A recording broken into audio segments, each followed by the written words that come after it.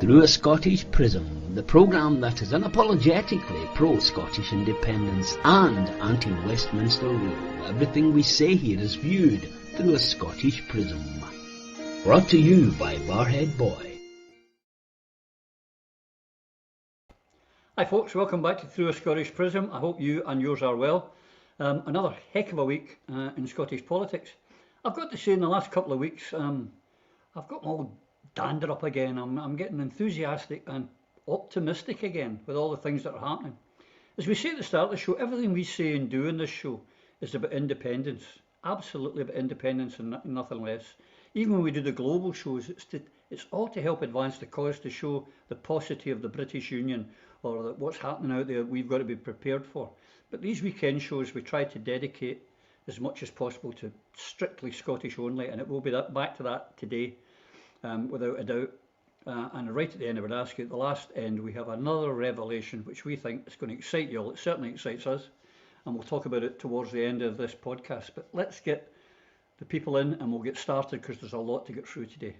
So first in, we've got there over in Brussels, Mr. Boswell. Mr. Boswell, how are you? Splendid. All well here. Been a few sunny days. I've been scooting about right enough. Just went over to see my mum. Mr. Birthday, which was a disgrace because I was busy, and I ended up scooting over to Spain for the weekend to catch up with her, which was wonderful. Although she out-drunk me again, what can I say? She's only 86, so... I've met your mother, I can believe that. She's a great woman. Send all my regards next time you see her as well. Shall do. And up there in Clackmannanshire, our favourite lawyer, in fact everyone's favourite lawyer, it's Eva. How are you?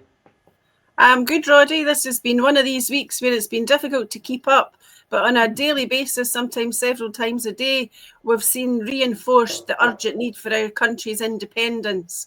And I'm looking forward to another robust discussion about the route map there today. Yeah, absolutely. You can better believe it will happen, folks.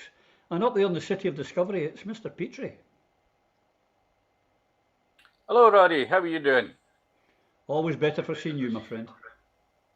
It's looking good for now, and can't wait to the end of the programme to let people know the revolution. Absolutely. And of course, they're over in Edinburgh, everyone's favourite weatherman.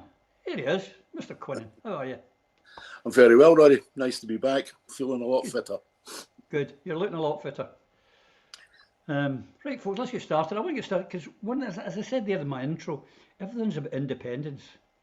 And then we know that the last year, people fell for the land and milk and honey of the Labour Party. Our vote stayed at home. Now we need to get our vote back out again. And this whole show is going to be about getting our vote back out and back into position. And about unity, the things that drive us and we passionately believe on here. But let's start. Remember, the Labour Party, there were going to be a change. Everything was going to be fantastic. And if we put them in 2060, they assure us everything's going to be brilliant. But maybe we just need to pay attention. And here, in fact, folks, is John, one of our techies who has been offered. Wrong one, eh? See, it shows you that we do this live and we don't edit. I don't pretend that Scottish Labour has all the answers. Let me say it directly, John, and read my lips. No austerity under Labour. Rachel Reeves's first major intervention as Chancellor was to set out a black hole in the public finances, cutting winter fuel payments to pensioners. They didn't hear about that. A whopping tax rise, in fact. This budget raises taxes by £40 billion. Would you step in to save the refinery? We would step in to save the jobs at the refinery, and we would put hundreds of millions of pounds behind it. Scotland's only oil refinery will close by the end of June. You said you'd save the jobs during the election, and now you're not. This is a privately owned company. Do you think this is an apology to the voters who thought you were going to save the jobs? This is a privately owned company. This is a privately owned company. But you made the promise. If Scotland votes no, will this country still be in the European Union in 10 years' time?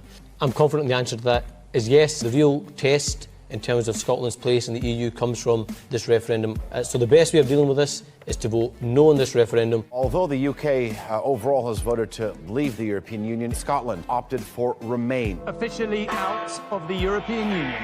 I've always supported permanent membership of the single market and the customs union. There will be no return to the customs union, no return to the single market.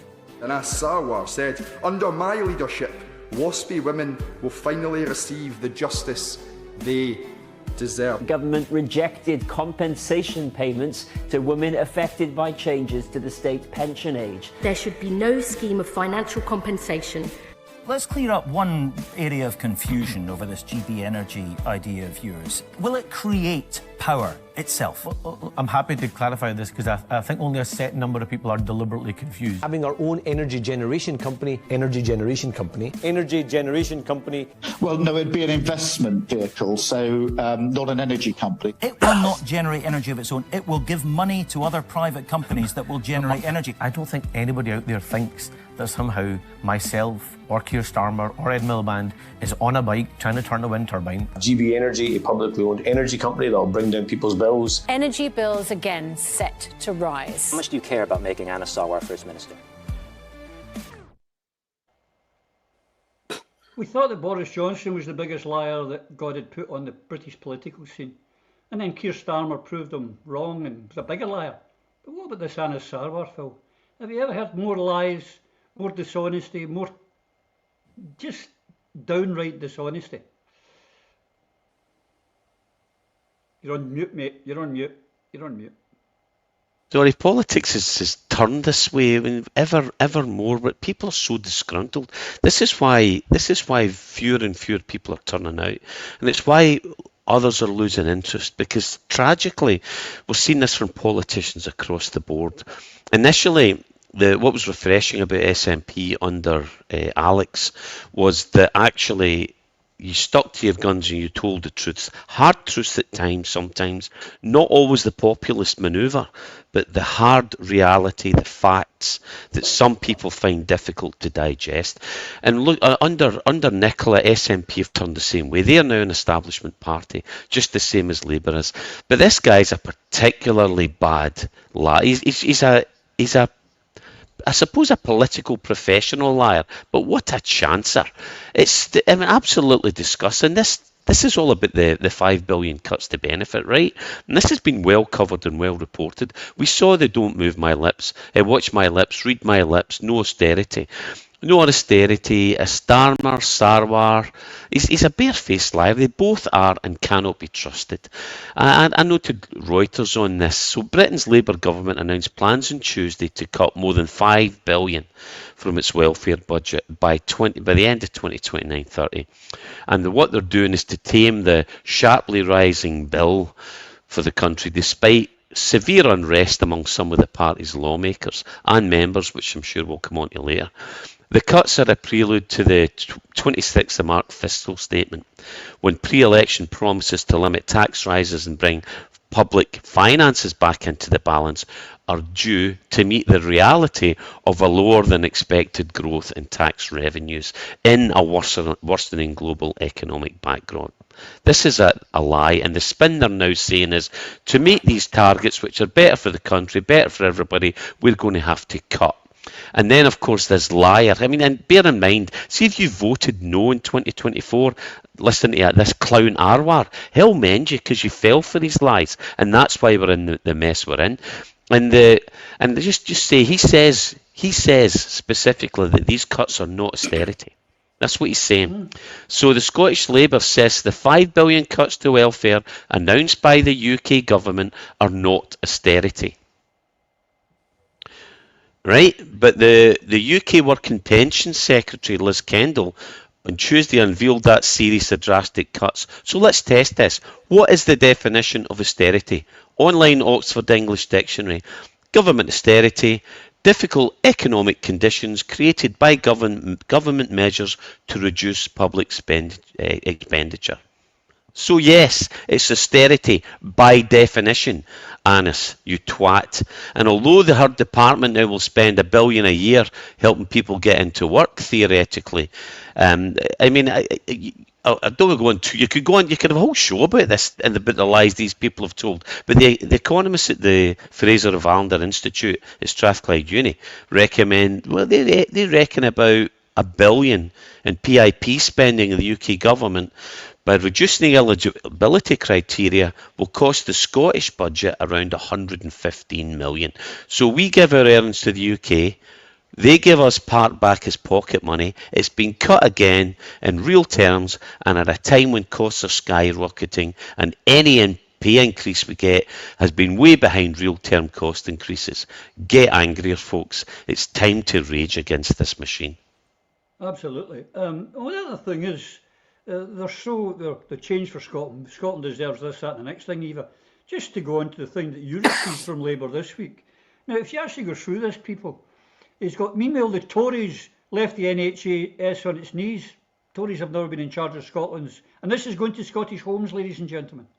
They want free quid from everyone to help them to keep delivering 2 million extra NHS appointments. They don't affect the NHS appointments in Scotland. Why are they sending this to Scottish homes? Because they're an English party, folks, and it's all about what's good for England. And everything they do is about England. It's not about Scotland. It's not about the working class.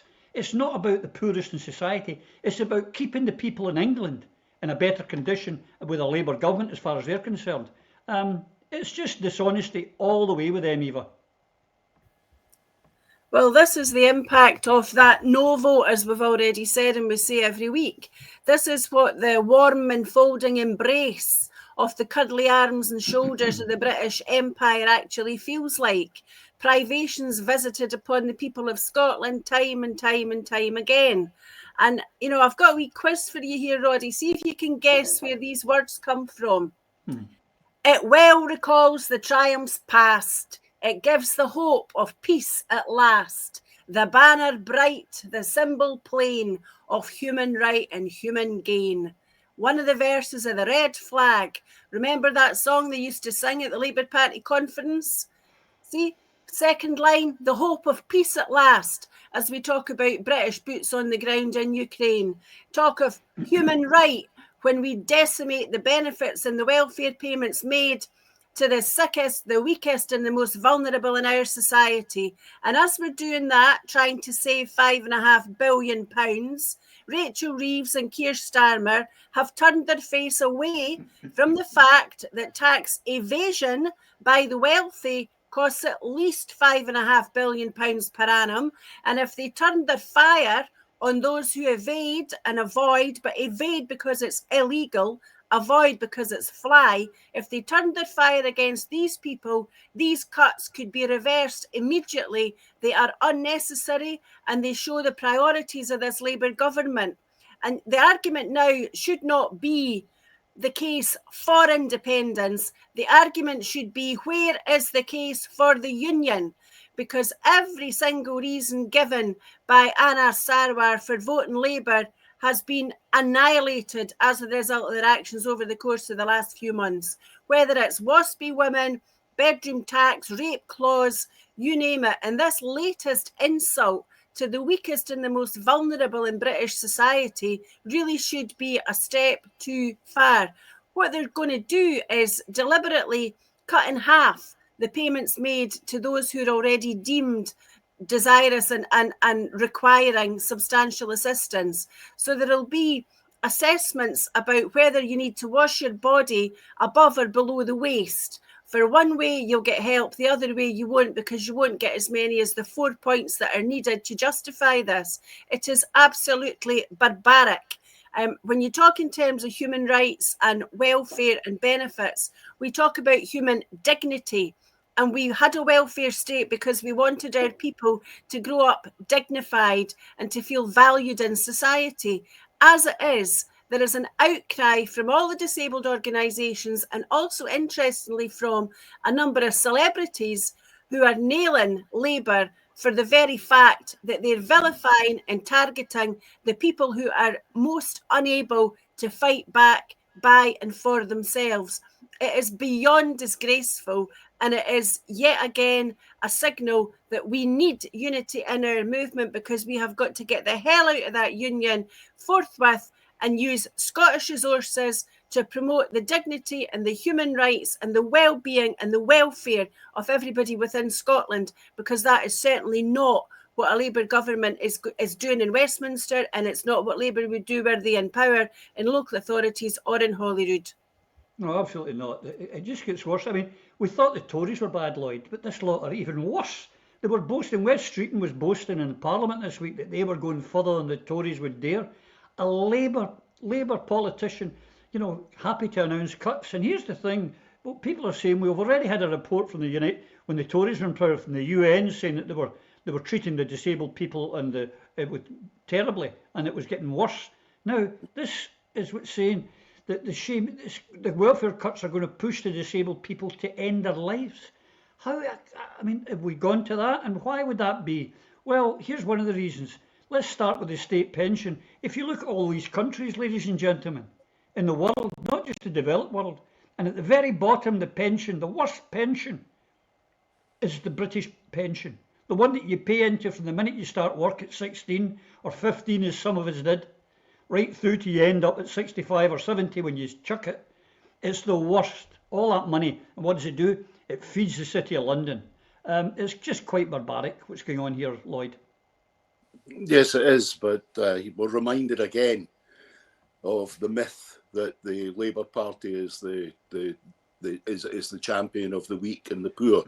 That's not been the case for decades now, and we still kid ourselves on that somehow they're going to change and they're going to go back, and they're not. The worst of this is that right at the very beginning, Stammer and Reeves said that there was billions of pounds for Ukraine. Now, I'm sorry, if you are the Labour Party of any country, the party of the poor, then surely your very first priority has to be dealing with the problems you have within the boundaries of your own country, not deciding to hand out that money that's desperately needed to some other country. Now, we can't let the Scottish National Party off the hook on this either, because in circumstances like this, if you are the Party of Independence, if you're absolutely committed to Scotland's re-entry into the world, then how are you not angry about this pile upon pile upon pile of pressure that's been put on our people? Well, our country, our natural resources are in actual fact what is going to pay for these vicious and brutal cuts that the Labour Party has got planned. The fact that we live in a country, supposedly the United Kingdom is the 7th richest country in the world. How is it possible that in the 7th richest country in the world, you have the lowest possible pension, when you have a country like Luxembourg with a population of around about 500,000 as the second best pension in the world? How is it that we, an oil-producing country, are about to lose our only oil refinery, but at the same time we had the First Minister of our country telling us that it may be possible that we will turn Grangemouth into our green economic hub for the future, without a single mention of the fact that the oil from the Scottish sector of the North Sea comes ashore at Grangemouth?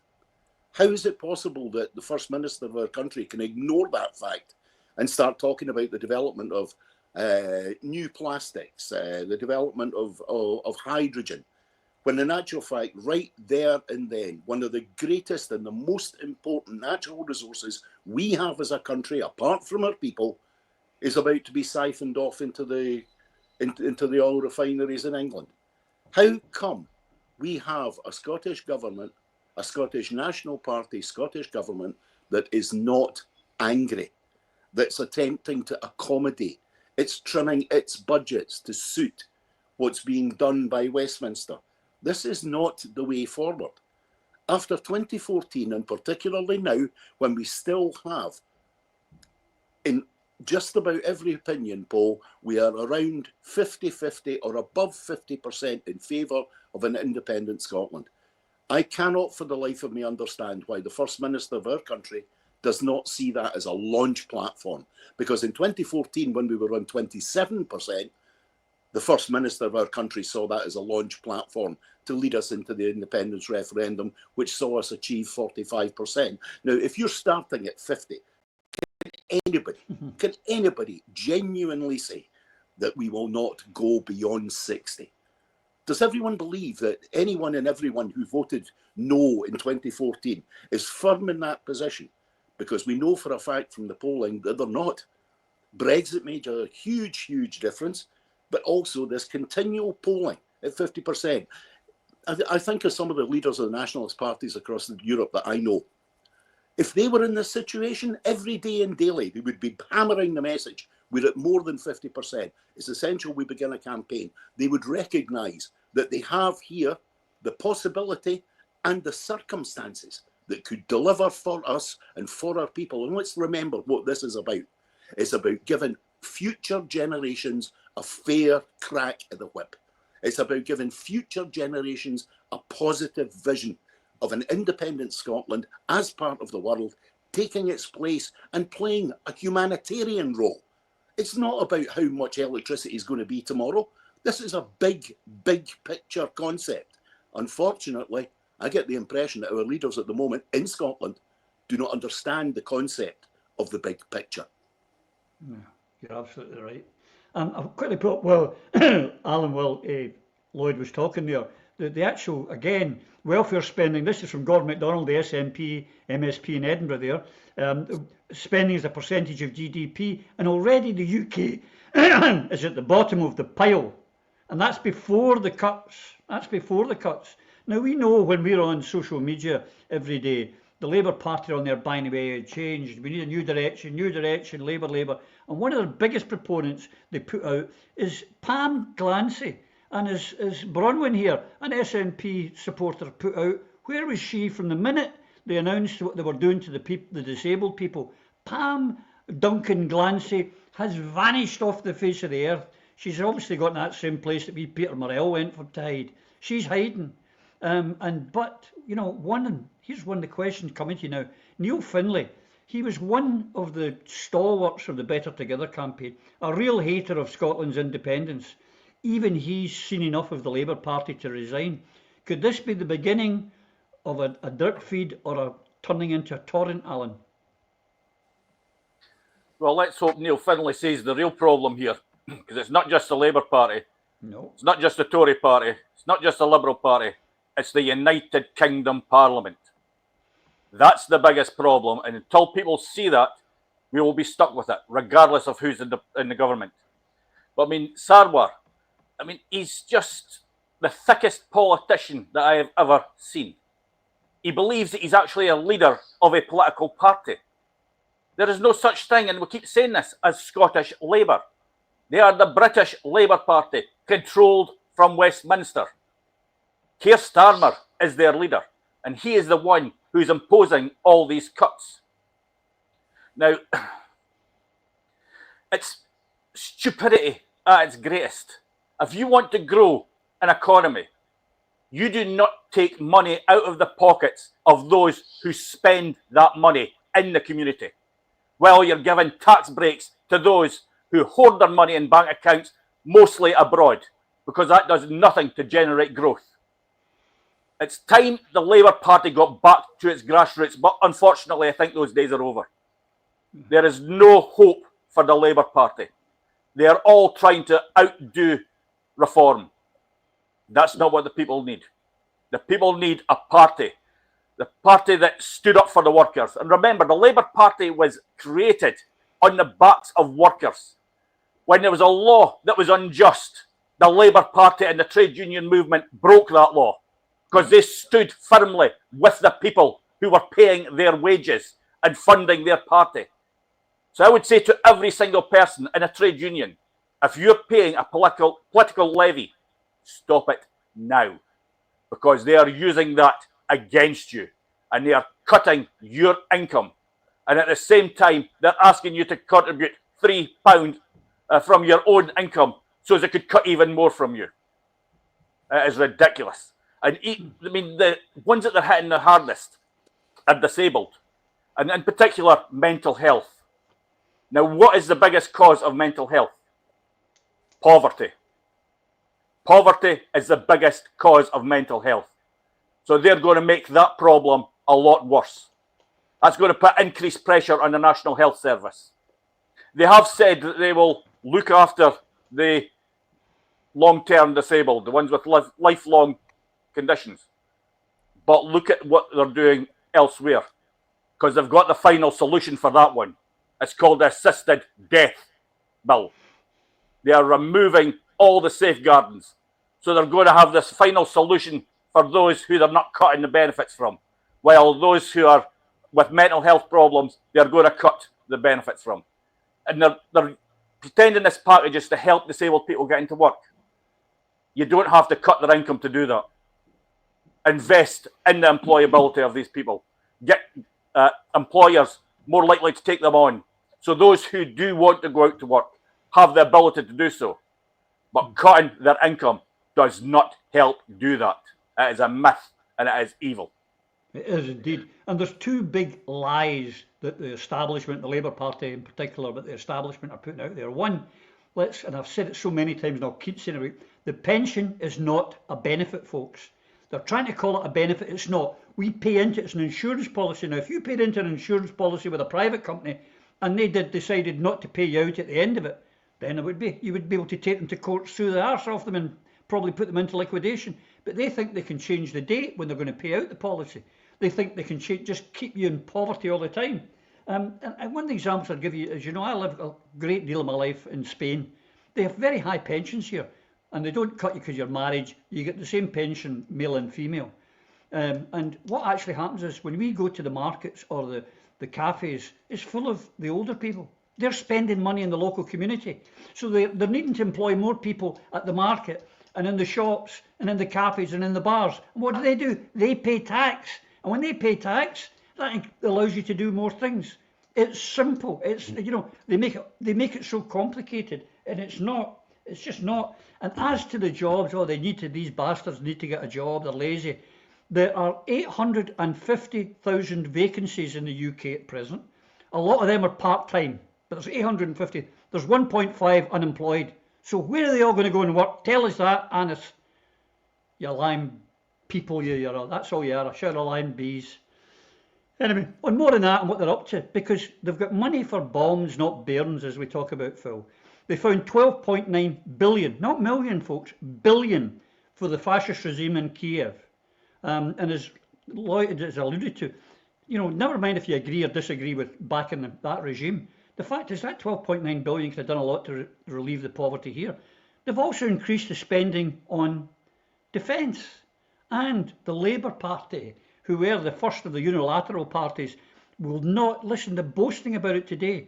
Not shy of using nuclear weapons as the tensions rise with Russia, the Defence Secretary, a fanny, as we would call him in Scotland, says. And then we've got this one, Phil. The US pushes to firm up plan for peacekeeping force in Ukraine.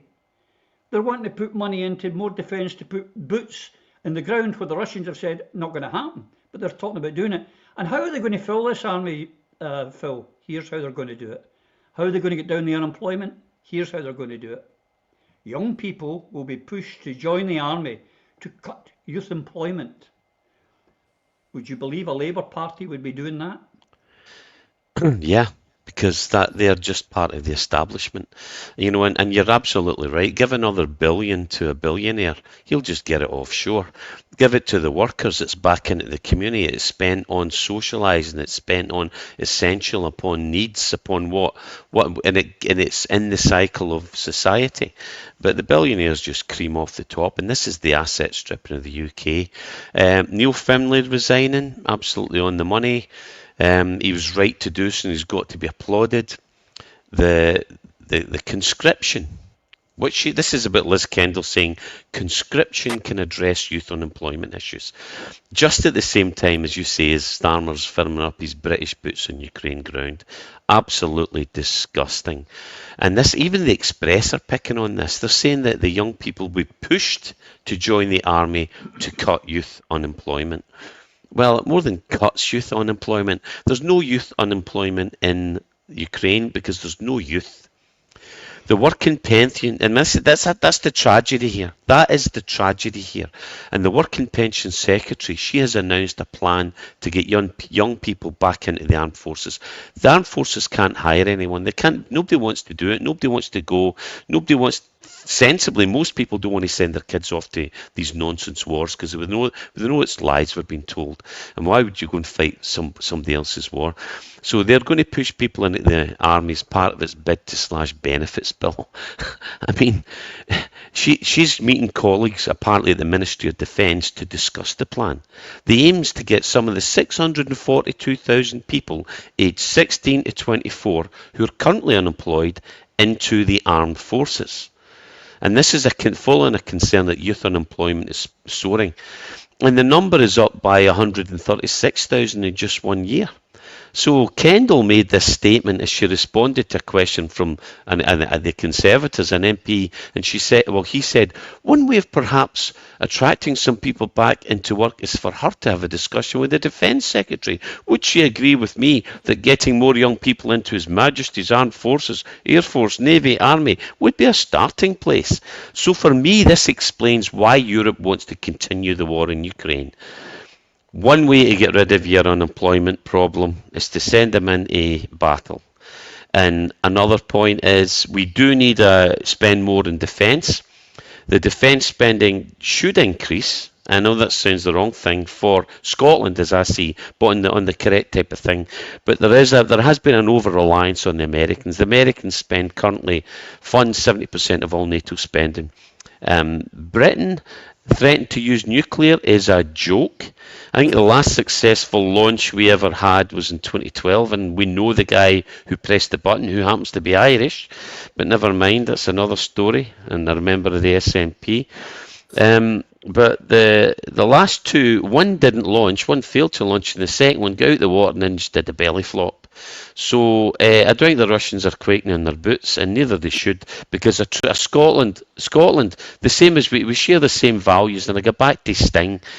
What might save us, me and you, is if the Russians love their children too, and that is the bottom line. This is about humanity. It should not be about saber rattling and lining the pockets of the billionaires. Let the people sing, let the people rise, stand up and be counted, and stop these lies. Yeah, these failing rockets, they're changing the name from Trident to the Unionist because it won't work and they can't fire it. That's what they're doing with it. Eva, you've got a boy who's of a conscription age. How do you feel about this latest thing with the Labour Party, the party of the workers, wanting to increase spending in defence, use nuclear weapons, and take our kids into the British Army? 2 words. Willie McBride. Aye. Do those that lie here know why did they die? Did they believe when they answered the cause? Did they believe that this war would end wars? The sorrow, the suffering, the glory, the pain, the killing, the dying were all done in vain. And for young Willie McBride, it happened again and again and again. That song should reverberate around the great halls of Westminster over and over again. And Keir Starmer and all those who would vote for war, who would send my son and your grandchildren off to war, they can join the front line and they can put their children in the front line, because the lessons of 100 years ago have clearly not been learned by those who require to learn them. And they let us down as a country. They let the world down by being warmongers who've lost a belief in the art of diplomacy and the overwhelming need to bring peace back to a world that's been at war for far too long and far too often.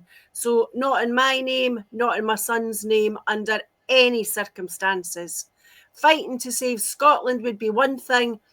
Boots on a foreign land in a dubious war is anathema to, I would imagine, most of the population of the United Kingdom. Absolutely. You can bet one thing, the old Etonians won't be in the front line, that's for sure. We'll need people in London to look after the money. Of course we will, boys. But there was our poll recently, Lloyd, we talked about it on here on the podcast, where only 10% of Generation Z, I think they're called, would under any circumstances fight for the king and country. The youth of this year are going, yeah, go and do one. I'm not going to do it. Yeah, absolutely. But the other side of that also is, I saw when General Dannett was still in charge of the British Army and he wasn't doing deals with American arms companies, he actually said that the vast majority of people who rolled up to recruitment offices for the army specifically were simply not physically or mentally fit to be accepted into the army, which is why the vast majority of recruitment, certainly for the so-called Royal Regiment of Scotland, actually happens forth of these shores in Samoa and Fiji primarily. Now, so if you combine the two things, our young people don't want to go into the army, and the army don't want our young people. Has anybody told Liz Kendall this, or Keir Starmer? You know, one of the things we miss out here is Keir Starmer and Liz and Rachel from Accounts went and had a chat with the Ministry of Defence. Now, with the Ministry of Defence going to turn around and say, no, here, take all this money back. We don't need this money. Any department, any government department, watch Yes Minister. I know it's 40 years old, but it's as true now as it was then.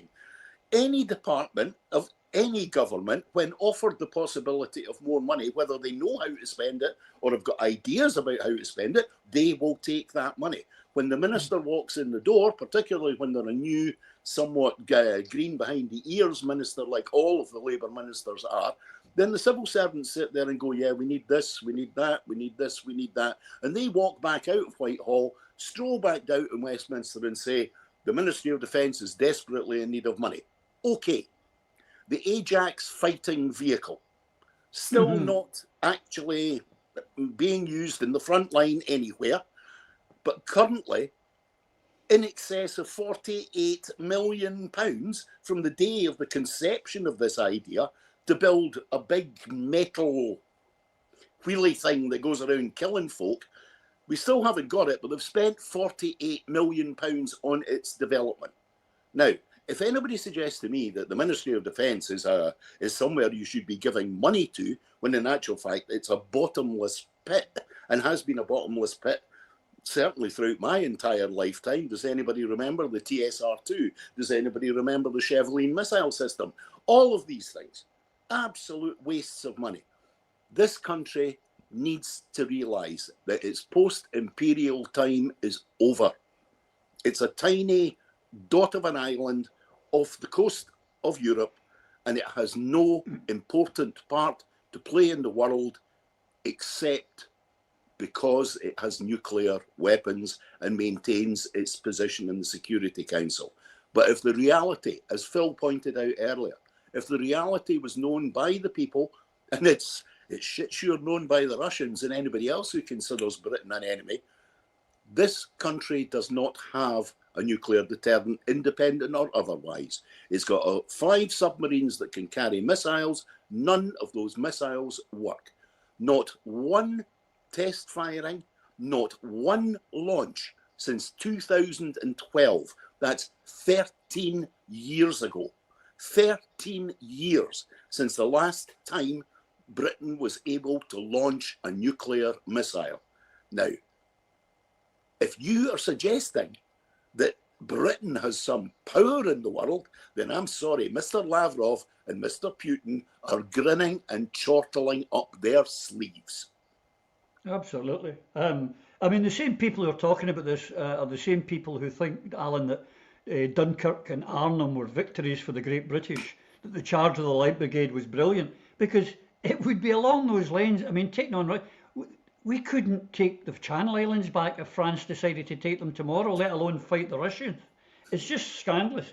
I can assume that you're not in favour of conscription, Alan, or are you going to be volunteering for the front lines? No, conscription is just a no-no.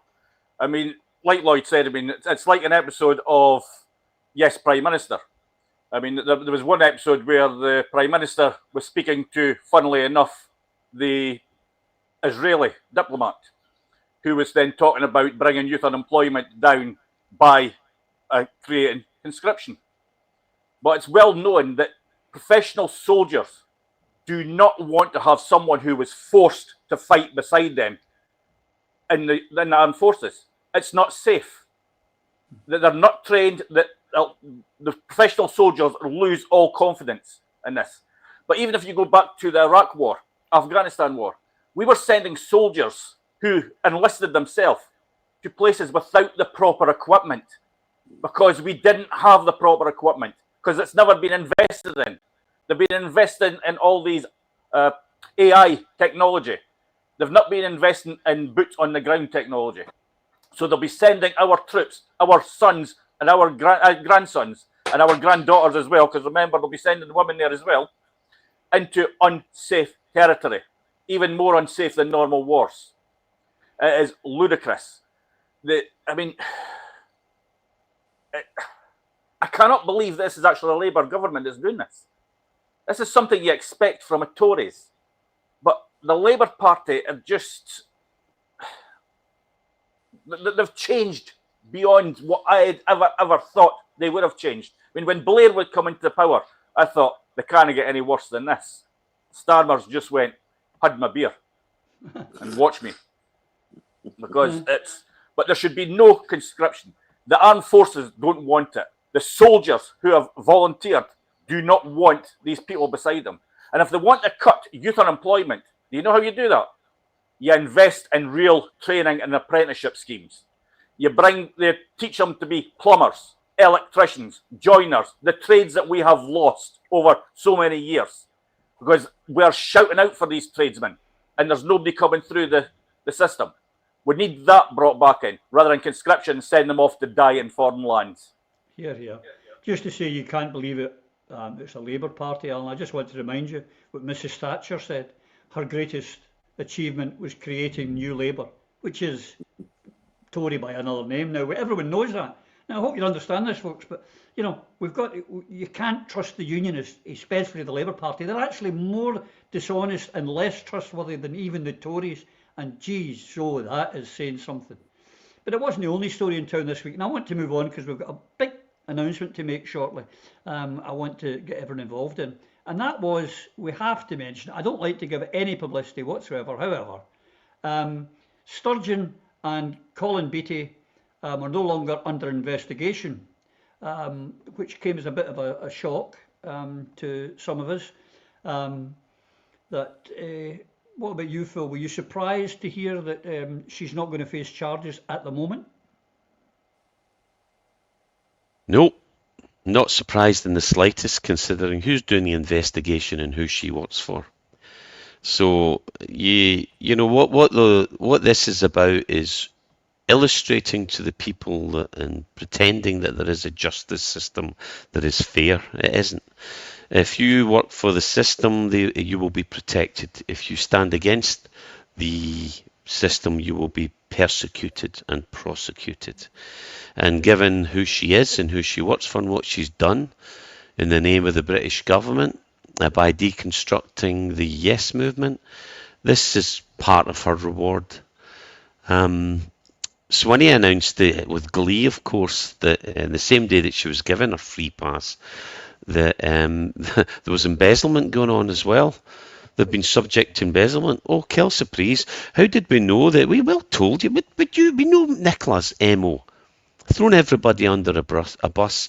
3 months before she announced her separation and threw him under the bus. Well, she threw him under the bus from the very beginning. Nicola, that's what she does. She throws you under the bus. She says her marriage was strong. They're together. Before he knew it, he was under the bus. But there you go. That's just what happens when you get close to Nicola, you know. If there's a bandwagon to jump on, she's on it. If you can get pushed off, then even your granny's off the bus if Nicola's about.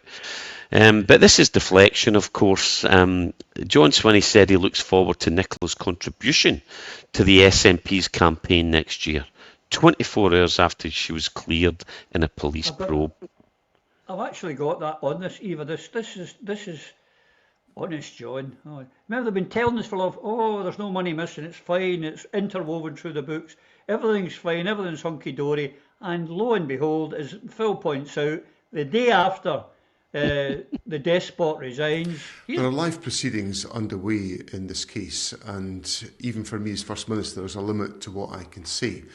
But what's clear is that the Scottish National Party may have been the alleged victim of embezzlement, and that issue needs to be addressed by the courts. And I'm relieved that the substance of the investigation has now moved on, and that point is clear to members of the public. It's obviously been a very difficult period for Nicola Sturgeon and Colin Beattie, and they will be relieved that the police are taking and the courts are taking no proceedings, and I share that relief. Why do you think it took so long to clear both of their names today? I can't comment on the substance of the investigation. I have no knowledge of how that's been conducted, but what I know is that we are now in a situation where it is clear there will be court proceedings that have been raised today that relate to the possibility of the SNP being the alleged victim of an embezzlement, and that issue has to be addressed by the courts. He absolutely treats us with utter and absolute contempt, Eva. It just suddenly, well, it seems now, we all knew, everyone knew there was 633 grand that wasn't there. He knew, same as the rest of us, it was possibly now we've been subject to embezzlement. It's just a question of who was all in it. It's just spin and deflection, and you know, they do treat us as if we've got zips up the back of our heads. I mean, for example, Nicola Sturgeon insisted there was never a shred of evidence against her. Well, if that was the case, she wouldn't have been arrested. Police can't just arrest you because they feel like it. In terms of advice that you would get, if you just Google citizens' advice, they say in Scotland, a police officer has the power to arrest you without a warrant if they have reasonable grounds for suspecting that you have committed or are committing a crime. So it's a matter of public record that Nicola Sturgeon and Colin Beattie were both arrested. So either those were wrongful arrests or they were arrests based on evidence that the police had evaluated and decided reached a particular threshold. So this is not a question of being cleared. Compare and contrast it with Alex Salmond, who was cleared after trial. And yet Nicola Sturgeon and others around her seem signally incapable of accepting that position. So she's not been cleared, she's simply not been prosecuted yet. She's also on video as having said there was nothing wrong with the SNP finances, and that of course cannot possibly sit with John Swinney's acceptance that the £633,000 may not in fact have continued to be interwoven through the accounts, as has been seen time and time again with the accounts that have been lodged with the Electoral Commission. So they can't have it always. In the days of the internet and the Wayback Machines, the words from the past will come back to haunt them over and over again, and that serves them bloody well right, because there are no zips up the back of our heads. We do know that there were some very serious actings going on. That'll need to be enough for the time being, given that there is a trial going to be underway. But if John Swinney thinks for a moment that Nicola Sturgeon is an asset to the independence campaign, might I suggest that you think again, because I can think of nothing worse than Nicola Sturgeon campaigning for independence. If we're at 50-50 and on a knife edge, she can only drag us further down than she's managed to do in the course of the past 10 years. Absolutely, she knows nothing apart. She knew nothing. I just got to say, just as a side issue, anecdotal, I saw this online on Amazon, this solar light that I fancied for the garden. It was 18 euros. I bought it on the Monday. Tuesday, she who must be obeyed. Well, you spent 18 euros on. How did that 18 euros leave the bank account? Now, I'm sure a lot of people watching here know exactly what I'm talking about. But 633 grand, when you're signing off the accounts, you didn't notice it, Hen. Aye, right, you are. We believe you. Thousands wouldn't. I've had a private message, Lloyd, from one of our viewers who is contemplating a private prosecution and is taking legal advice on Monday and is waiting to see if Mr. Morell, if the charges miraculously vanish or some loophole comes along before they press the button on that, because there is a case going on.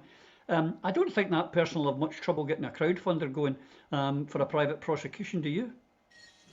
No, I don't. I don't think they would, because so many people are well, angry, and deeply disappointed that those that believe there's nothing to see here, please move on, are deeply angry about the amount of money and the length of time this investigation has gone on, and the clear implication that the police believe that it was actionable and it should have gone to court, but the Crown Office Procurator Fiscal Service has chosen not to do that. So I think a private prosecution, were they to seek funding, that would help. But I think we all should be a shade more circumspect about what we're saying at the moment, because until Mr. Murrell stands in the dock You know, this is a live case. It could be influenced. There have been suggestions that maybe if too much chat goes on in social media and such like places, then the possibility of the case being dropped, because it would not be possible for the said Mr. Morell to have a fair trial.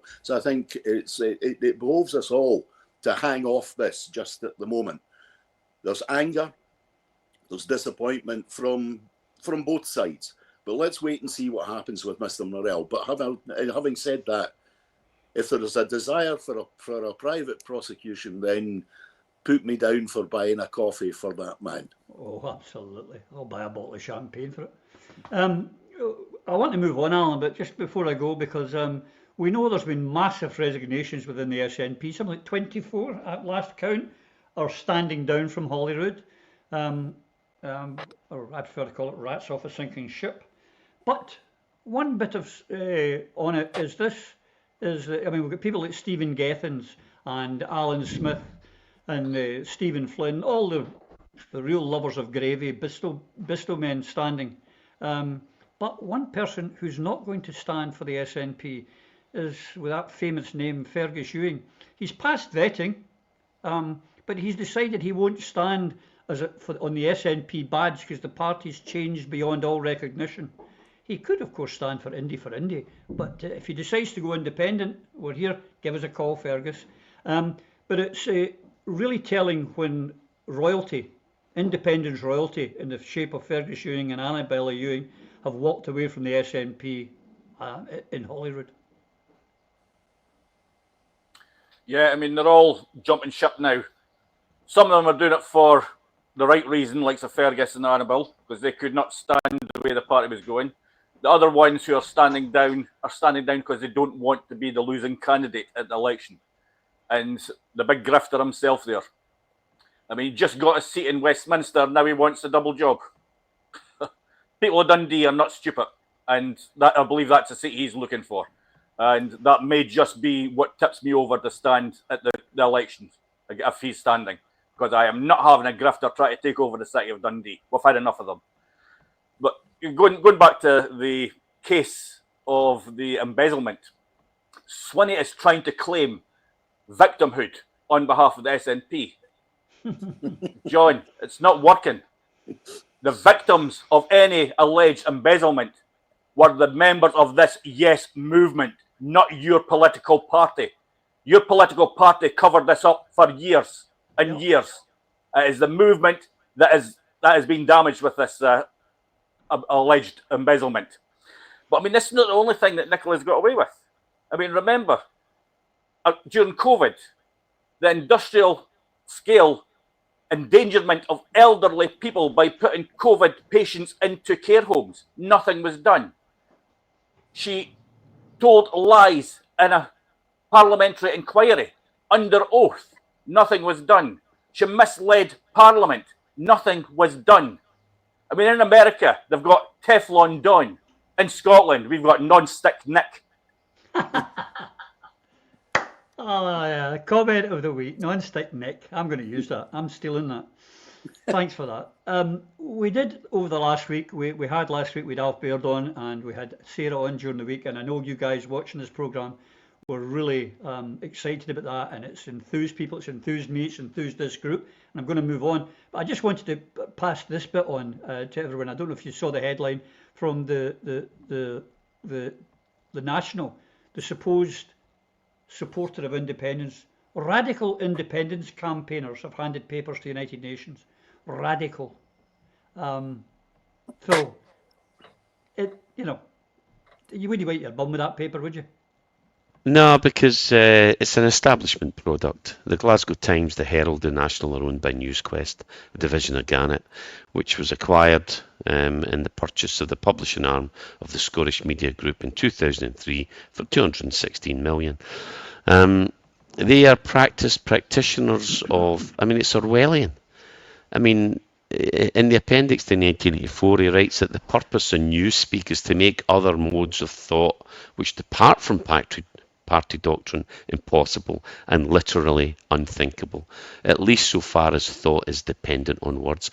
The whole aim of the media is deflection, lies, and misinformation. So it's no surprise that we're now seeing fake news being used, and it harks. This is not a new concept. Newspeak, doublethink, Big Brother, thought crime. The whole process is stitched up by these clowns to actually a paper that purports to represent the independence movement, but clearly doesn't. We've been seeing it for very, very long. Utter nonsense. They should be ignored. They're just part of the problem, not the solution. Correct. I want to move on, folks. As I said at the beginning of the show, and as we say at the beginning of every show, everything we say and do here is about Scottish independence, and we're anti-Westminster. Our sole purpose of this show is to promote Scottish independence. We certainly don't do it for money. We're not on the gravy train. In fact, it costs us, all the people sitting here in front of you, you're looking at just now on the screen, it's cost them plenty of money. And we've been developing with others, and we hope to make a huge announcement next week.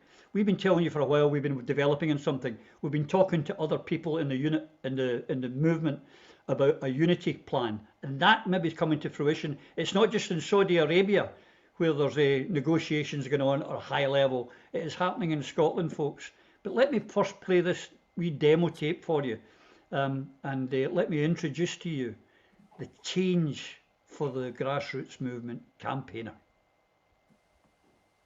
And here, in fact, folks, is John, one of our techies who has been off in mission. Now, you've heard us referring and talking about the app we've been developing. Well, it surely should be saying John's been doing most of the work on it, and liaising with our developer. And we're going to have a wee chat about it. But this is a culmination, John, of a lot of work, a lot of people who try to derail us, a lot of people who try to steal our ideas, and told us we couldn't do it and we couldn't find the money to do it, etc. But the people of Prism and the people of Indie for Indie, Sally Hughes, special shout out for her, managed to do this. Yeah, absolutely. I think the problem with the people telling you, you can't do it and then try to steal your ideas is that they don't have the same vision.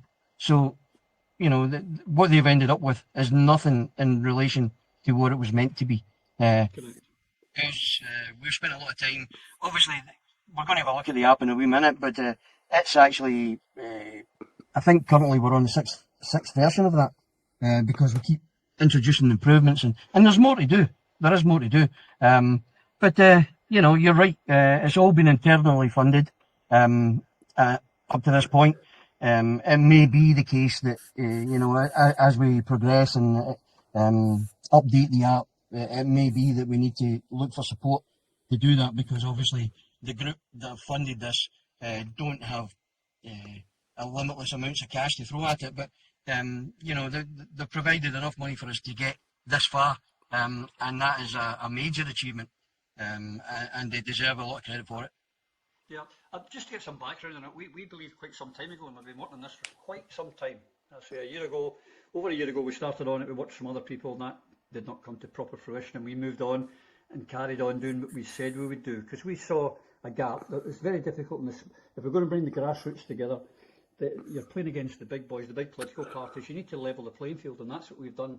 We've brought this down so that we can compete with the big boys, whether that be for Indie, ISP, Alapa Party, or the SNP, any independence party. This will enable you to do it, and do it in the other thing, it's going to be cost effective. We know some equivalent ones which are not as good as we're about to show, John. They're charging like 30 grand a year to people to use their app. Well, they can be much 30 grand a year we know of. They can certainly be much more expensive than that. It depends on how many licenses, etc., that you want for these things. But it's just not feasible for smaller parties, or especially for independents. To run a proper, effective campaign, you really need the data, and you'll know yourself. Going back in the day, we used to work with Activate for the SNP, and then I think Alpa's using eCanvasser, because the data is important. You need the information if you're going to target your voters correctly. It's just not feasible for an independent to then go spend £30,000 for an annual license on software. This one will be much more cost effective, and it does I was going to say it does the same thing, but I think it actually does the same thing more effectively than eCanvasser, and the potential is huge. It just depends, how much it costs us to develop it further, how far it will actually go. But it's, the potential is huge. Of course, going back to the old days where you were trying to screw your eyes up in the dark, looking at a bit of paper, if it was raining, the ink was running. So this gets rid of all that, folks. Back in the day, I used to have, as you'll be aware, I used to have hundreds of these things landing on my desk. I had to input them all. And as you say, the ink had been running and all that. And you're, is that an A? Is it a B? What is that? You had all that carry on. But I spent many hours trying to decipher these things and then input them into the system. That's all gone. We've done away with the paper. And it's not only is it much more efficient and effective, it's very, very easy to use. Yeah, user friendly. We'll come on to question room and things like data protection and all that, John. I'm sure you'll cover that in part of the demonstration. Let's not. We've got people in tenterhooks as it is. So let's start. Here is, ladies and gentlemen, the first showing of the campaigner, the ultimate app that's going to take us beyond our opponents. Okay. Focus through it, John. Yeah. Okay, so it's currently in beta testing mode, so it can only be downloaded from Test Flight in the Apple. We will get that onto Android and into open download within the next couple of weeks. It's like any other app. You'll need a username and a login, but you can only get the login from us. So you will need to be registered as an activist. The other thing here, you look at that and it's come straight up with a postcode, because it will only operate in the postcode that you're allocated. So if you're allocated, it's a GPS. The GPS picks up the area I'm in. If I'm not registered to work there, it won't show me any residencies. So in this area, which is local to me, I have authority to canvass there, so it shows me the residencies within that. You look in there, you see the ones with the ticks on them, the grey ticks. These are ones that have already been canvassed. So the ones that are just houses are ones that are available for canvass. If you go onto the list here, it's exactly the same. So where the ones are ticked, you can't get any of the data. It's gone. Once it's been canvassed, it disappears off your device. So on here we have a list of parties. It's telling you who lives in the house, who's registered to vote in the house, and parties that are available to them. And you just hit the logo of the party. You just click whatever logo they tell you they're intending to vote, and then hit next, and it'll take you to this the section with the questions in. Now these questions are fully customizable. We can make them say anything we want them to say. These are just for demonstration purposes, the ones that are here at the moment. Now once you've completed them, and you will see just in a minute, there's a name and address and phone, contact details and notes and all that below. For anybody who wants maybe you to get in contact, wants information about something else, as soon as you save that data disappears off this phone, it goes to the cloud and nobody else can access it. Not even the person that's canvassing it. They can't access it for a second time. Once they've done it, once it's ticked, nobody can see who lives there or what their preferences were. As you see there. On the questions, you don't even have to ask questions. It can just be you're in there and you're canvassing for the political views. There may or may not be questions after, what do you see the main points in this election, etc., etc. So it's going to be that quick. You just hit the button and you're on to the next door, folks.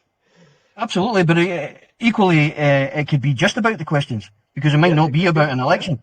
Yeah, it might be about raising awareness about a swimming pool being closed, or it might be something like Liberation trying to get themselves 1 million signatories. It can be used, as I said, it's limitless. So that's how easy it is to work.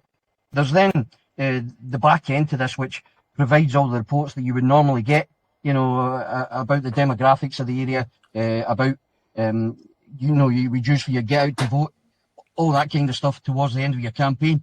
That can all be provided from the back. It's one of the things I will say, though, is that that's one of the areas where we would like to spend more money if we had more money to spend, because we could have customised reports rather than having to manually create the reports, which is what we have to do at the moment. We are given a kind of data set, and we then have to filter that data set. It's not huge, but somebody has to do it.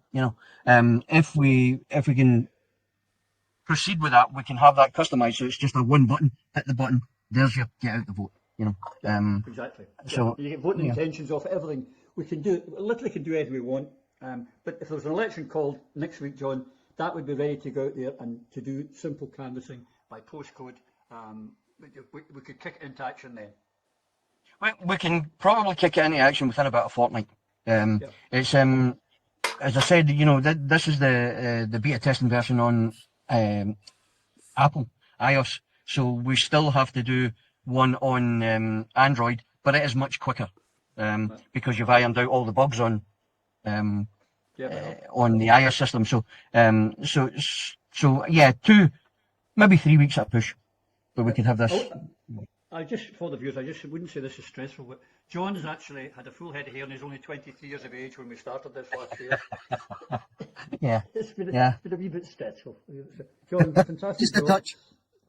This will help us, as I say, level the playing field and for the independents and the smaller parties to compete with the big boys, because power is knowledge, knowledge is power, and data is the thing that we've got here that we can capture and we can use for the independence of our nation. Our folks, take a bow, because you are all responsible for this. If you think of the amount of meetings we've had over the last year, 18 months, and all the effort that's gone in.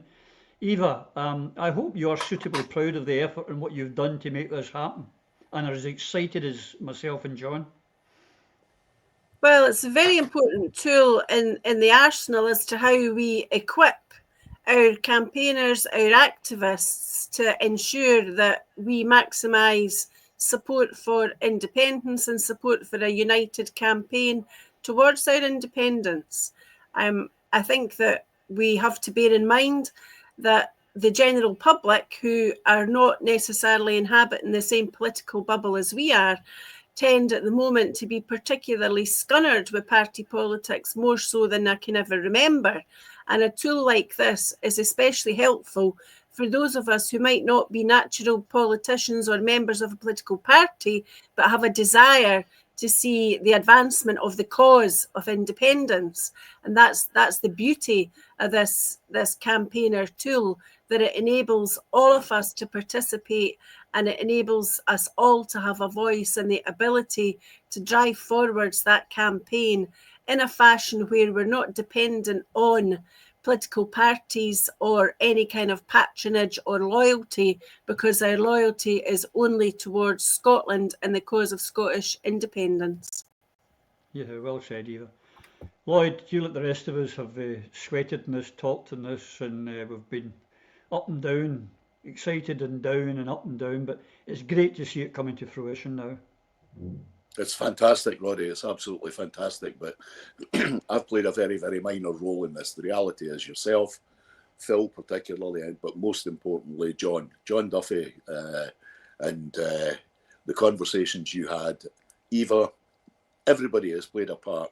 But I think those behind the scenes, John particularly, the favours that you were able to call in because of your previous business experience have made this possible. And it's fantastic to have something that looks like it's going to level the playing field. But also, one of the greatest things about it, and John made mention of it in the video, was the fact that it's not just about parliamentary elections or council elections. This is a campaigning tool for every possible campaign. Do you have enough teaching assistants in your schools? Are they going to close the community centre? Do you want a battery farm right next to you?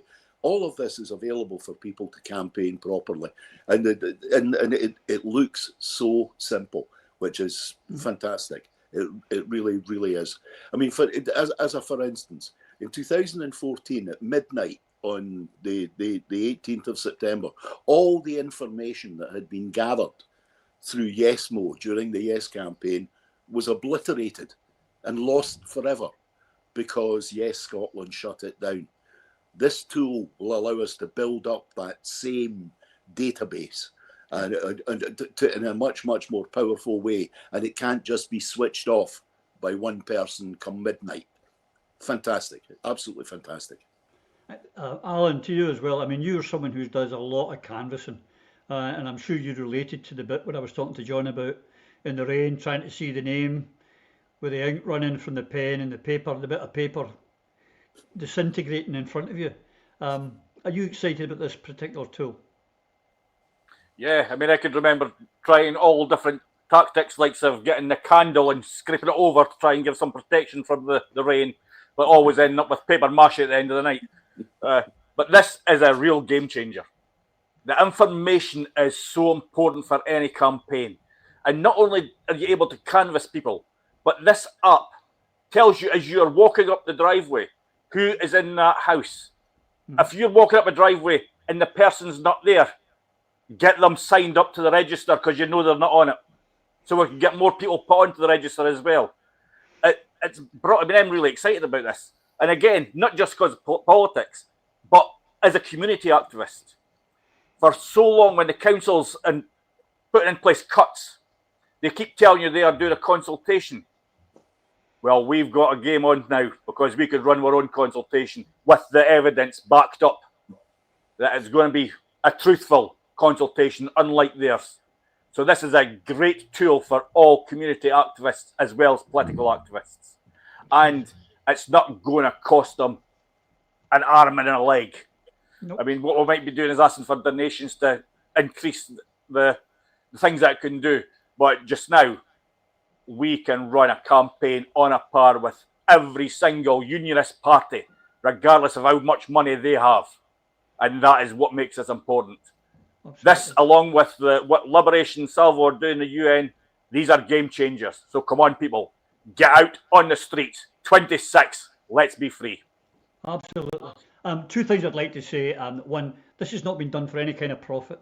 This is done for independence, nothing else. Other people want to make profit out of things like this and want to grift in the Yes movement, not this group of people, and not this app will not be allowed to be turned into that.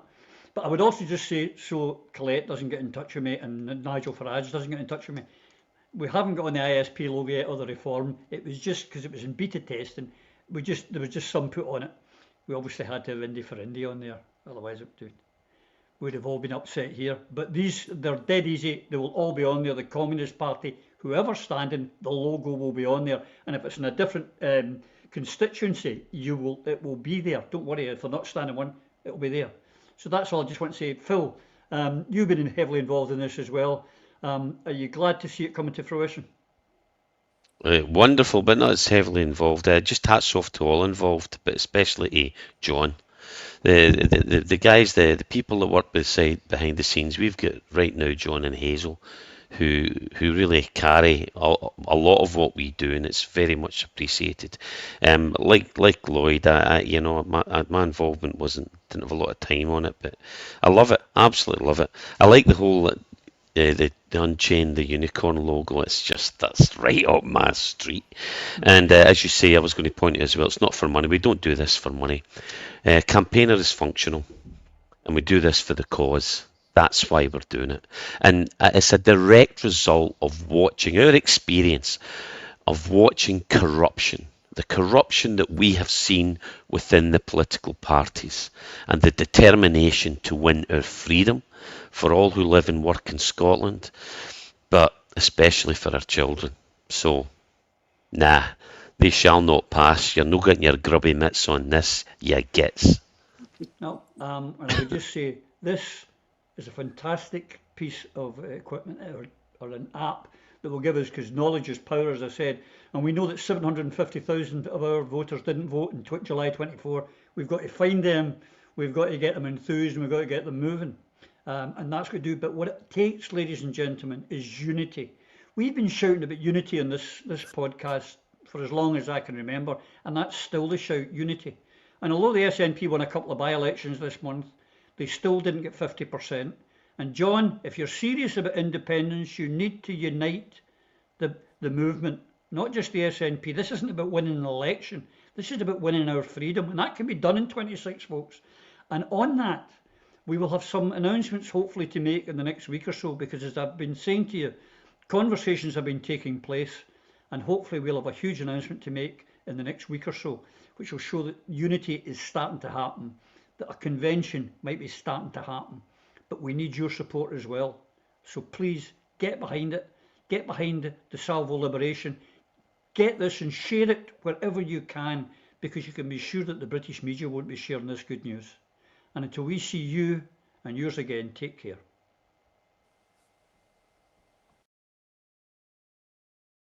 Through a Scottish Prism, the programme that is unapologetically pro-Scottish independence and anti-Westminster rule. Everything we say here is viewed through a Scottish prism. Brought to you by Barhead Boy.